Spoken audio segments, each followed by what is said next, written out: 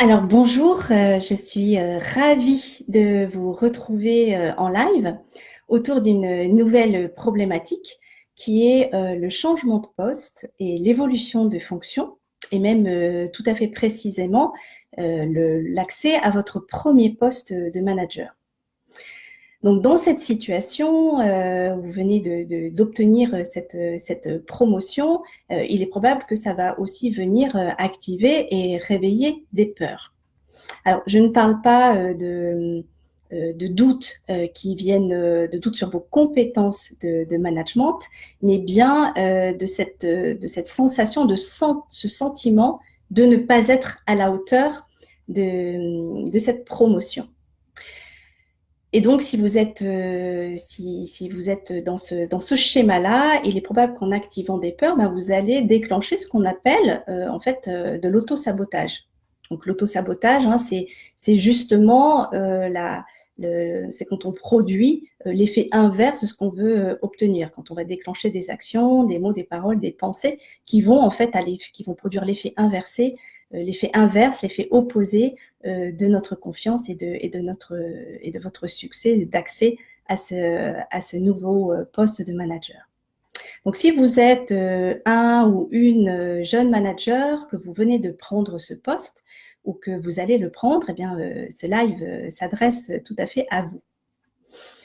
Alors, j'ai choisi notamment de vous parler, de vous partager le mythe qui vous empêche de déjouer ce mécanisme d'auto-sabotage. Alors, je suis Anne Ricard et j'aide les cadres qui souhaitent réussir leur premier poste de manager à créer leurs conditions idéales de succès avec confiance. Donc, je disais, si vous vous reconnaissez dans cette situation de prise de poste, de nouvelles responsabilités en tant que jeune manager, c'est une situation qui peut activer des peurs que vous allez alimenter par des pensées, par vos pensées, notamment des doutes, qui vont venir saboter votre confiance. Et donc peut-être que vous allez vous dire j'ai pas d'expérience à cette fonction, ou je vais pas gérer mon stress, ou encore je ne vais pas gérer cette équipe, ou je suis pas tout à fait prêt, je suis pas tout à fait prête, ce genre de petites phrases. Alors, c'est normal, tout changement active du stress parce que ça vient tout simplement re-questionner nos habitudes de fonctionnement, ça vient re-questionner notre confort, notre zone de confort et notre routine. Donc, c'est humain de se sentir tiraillé entre cette motivation, accéder à cette nouvelle fonction de manager, et puis bien sûr vos appréhensions. Mais l'idée, ça va être que votre motivation soit plus grande que vos peurs. Alors, je redis bienvenue à ceux qui me rejoignent pour ce live et n'hésitez pas à m'envoyer un petit mot pour m'assurer que vous m'entendez bien et que l'image est bonne également. Voilà, donc je décrivais un petit peu la situation qui fait qu'on va se retrouver en situation de vivre du stress, passer les premiers moments de joie et d'enthousiasme après avoir accédé à son poste. Et j'en viens du coup au fameux mythe on pourrait croire. Bonjour Muriel et merci du petit mot. Et bonjour François également, merci. Donc on pourrait croire que finalement la clé, la solution, ce serait de vouloir se débarrasser de ces comportements, de vouloir supprimer tout simplement ces peurs et ce mécanisme de sabotage, d'auto-sabotage. Donc, de vouloir arrêter cette petite mécanique. Parce que, disons qu'on aimerait pouvoir arrêter d'être trop perfectionniste ou trop anxieux ou trop soucieux du regard des autres. Et au moment où, en fait, on voudrait pouvoir, j'allais prendre cette image, on voudrait pouvoir comme appuyer sur le bouton stop ou arrêt d'une télécommande. Et au moment où va monter l'anxiété, vous allez sentir revenir la peur quand vous rentrez dans cette nouvelle fonction de jeune manager. Faute de pouvoir la contrôler ou faute de pouvoir la maîtriser, la gérer, vous allez peut-être avoir tendance à vouloir la mettre au placard, hein, sous le tapis, en tout cas à vouloir faire comme si ça n'était pas là ou de vouloir passer outre cette anxiété. Et peut-être vous allez vous retrouver dans ce type de phrase, vous êtes peut-être déjà dit, ou vous allez essayer de vous rassurer en vous disant « mais c'est pas grave, ça va passer, je vais arriver à passer à travers ça, je vais arriver à dépasser ». Et puis en fait ça ne passe pas, ou en tout cas ça passe momentanément, temporairement, et puis à nouveau en fait ça revient, les peurs reviennent et vous n'en êtes pas du tout débarrassé. Ce que je voulais vous partager aussi, déjà, est-ce que je vous décris, ce que je vous décris vous parle, hein, si vous êtes en train de prendre une fonction de manager, ou si vous êtes passé par cette étape, hein, d'accéder à une nouvelle promotion où on peut ne pas se sentir à la hauteur, hein, sans re-questionner véritablement nos compétences, mais simplement ne pas se sentir à la hauteur, et que des situations anxiogènes viennent remplacer et saboter des comportements qui viennent saboter votre confiance.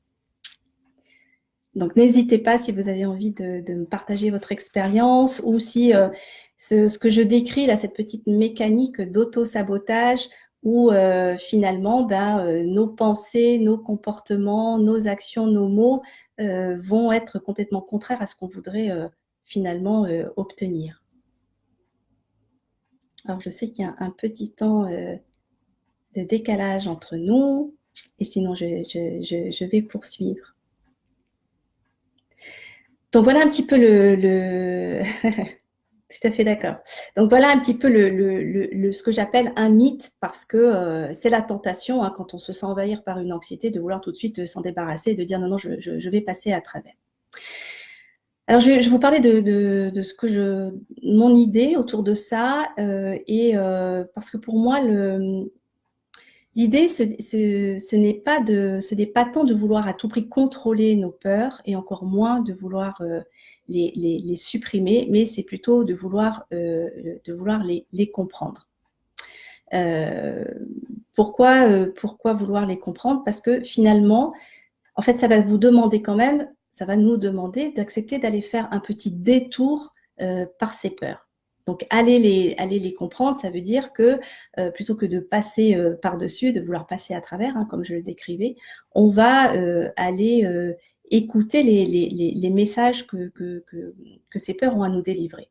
Ce que je voudrais vous dire, c'est que la clé pour dépasser cet auto-sabotage, la clé pour se défaire de notre anxiété, de nos comportements de peur face à une nouvelle prise de poste, ça va être justement d'aller démêler ce qui se joue derrière.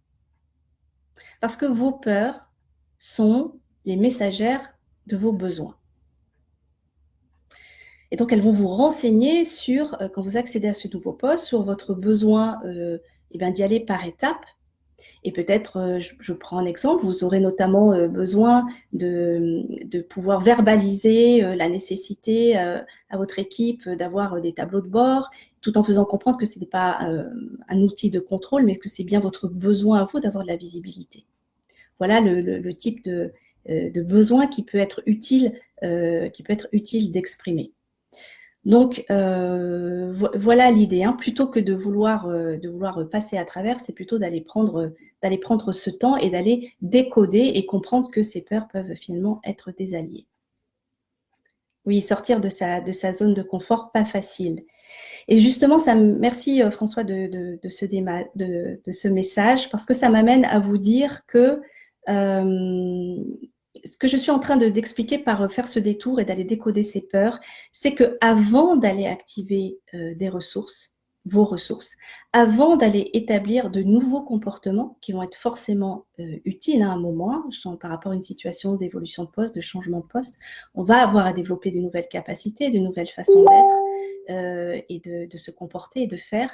Mais ce que je suis en train de dire, c'est qu'au préalable, au préalable, c'est une étape nécessaire que d'aller embrasser ces peurs, que d'aller les décoder. Parce que sinon, vous allez finalement créer un court-circuit avant d'aller accéder à vos ressources. Mais ça demande effectivement l'engagement et la volonté de sortir de ces habitudes, en tout cas de prendre du temps avec. Et bienvenue à Stéphanie qui nous rejoint. Et j'en arriverai en fait à dire qu'est-ce qui se passe, surtout si vous passez outre cette étape, si vous voulez en fait faire l'économie, si vous essayez de faire l'économie, de comprendre ce que ces peurs et ces comportements de sabotage par rapport à votre nouveau poste de manager viennent vous dire, eh bien, tout simplement, vous n'allez pas désactiver cette mécanique bien huilée d'auto-sabotage. Vous n'allez pas déverrouiller l'accès à vos ressources. Et donc, si je prends l'image qui est très parlante, hein, souvent du frein, du moteur et de l'accélérateur, si vous voulez monter votre régime de vitesse, c'est ce qui va se passer en prenant cette nouvelle responsabilité de manager, vous ne pouvez pas rester le pied appuyé sur la pédale du frein. Si vous restez appuyé sur la pédale du frein et de l'accélérateur, vous allez endommager le moteur, qui est votre propre moteur, votre propre motivation. Vous allez vous fatiguer, vous allez patiner, ça va produire beaucoup de carburant. Hein. Vous imaginez quand la voiture, on est entre accélérateur et frein, on va surconsommer. Donc, vous allez vous mettre en surconsommation. Vous allez peut-être chercher à vous mettre plus de pression pour pouvoir accéder à votre plein potentiel. Donc, voilà ce qui va se passer si vous ne prenez pas le temps. Si vous restez dans le déni, vous allez créer encore plus de résistance. Parce que vous savez qu'on dit « ce à quoi je résiste persiste ». Donc, vous allez créer plus de résistance, plus de tension. Et vous allez donc court-circuiter, hein, je le redis, mais c'est vraiment ce qui va se passer, c'est que vous allez court-circuiter tout simplement l'accès à vos ressources. Alors, et bonjour à Fabienne qui nous rejoint également. Donc là, j'étais plus en train de décrire ce que je propose par rapport à l'auto-sabotage, hein, à toutes ces peurs, ces comportements qui viennent contrarier, saper notre confiance quand on vient accéder à un premier poste de manager.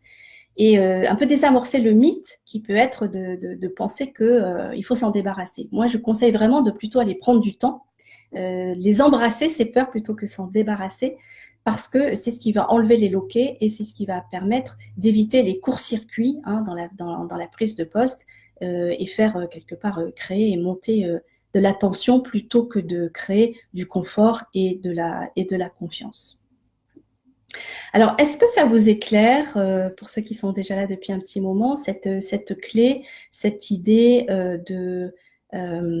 plutôt que de vouloir faire table rase, de vouloir traverser ses peurs, hein, on entend souvent passer au-delà, c'est un nouveau défi, de plutôt prendre un peu de temps avec décoder et comprendre ce qui se joue hein, derrière ces peurs, qui, je le rappelle, pour moi, sont finalement des messagères de vos besoins.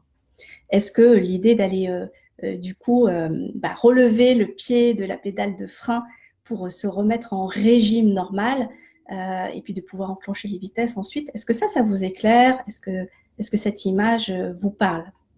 Et si vous avez évidemment envie de partager sur le sujet.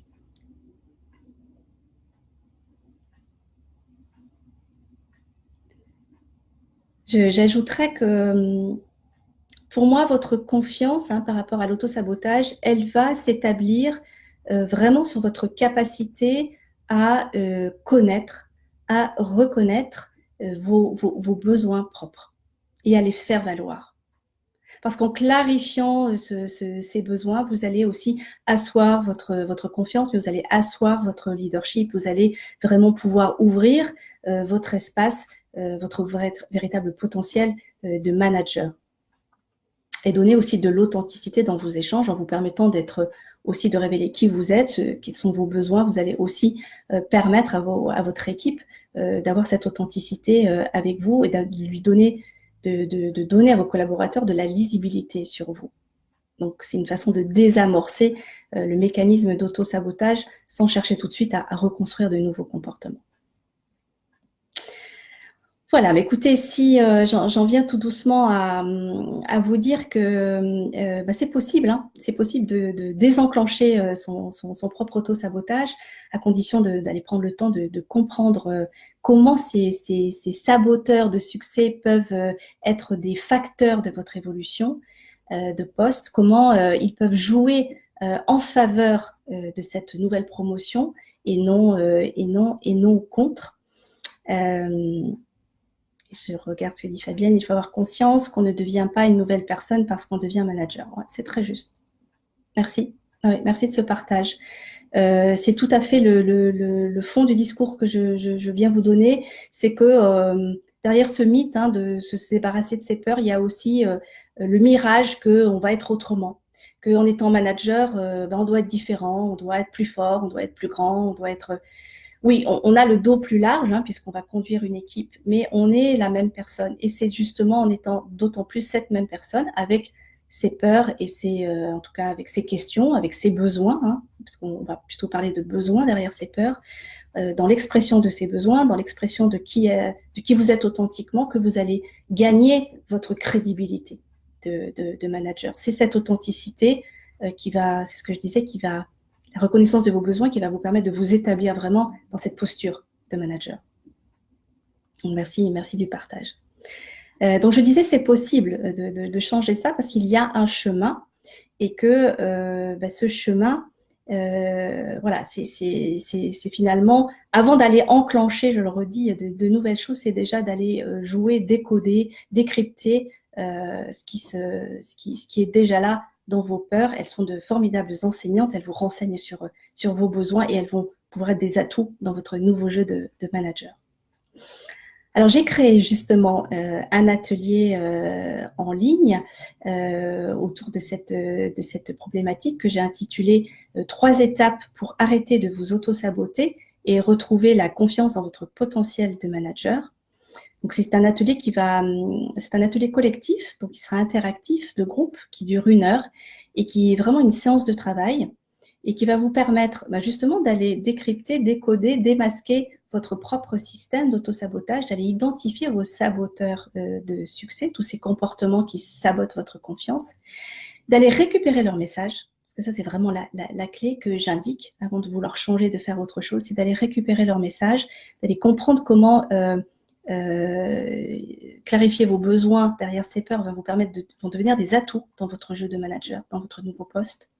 Et puis, je vous invite à la fin de l'atelier, vous repartez avec un plan d'action clair pour ensuite, bien sûr, libérer l'accès à vos ressources et pouvoir réactiver votre confiance, celle qui va vous permettre de vous déployer dans votre potentiel de manager et enfin d'activer votre réussite plutôt que d'enclencher de limiter vos chances de succès. Donc cet atelier, je vais vous laisser le lien derrière cette vidéo. Il vous suffira de cliquer sur le lien pour avoir toutes les informations pratiques, etc. Il a lieu lundi prochain, dans 8 jours, donc lundi 22 juillet à 18h30. Et tout se fera dans un climat, même si c'est collectif, je vous demande en amont un exercice préparatoire pour qu'on puisse travailler vraiment aussi sur votre problématique autour de votre nouvelle fonction de jeune manager et vous repartez avec un plan d'action. Donc, n'hésitez pas si vous avez d'autres questions par rapport à ce partage sur l'auto-sabotage et tout ce qu'on peut croire autour et comment le regarder autrement, poser un nouveau poste de manager, nouveau regard sur soi. Et si vous avez encore envie de partager quelque chose il nous reste encore un petit peu de temps. Je répondrai volontiers à vos questions. Et sinon, vous pouvez aussi tout à fait m'ajouter vos commentaires ou vos besoins, vos questions sous le post de cette vidéo.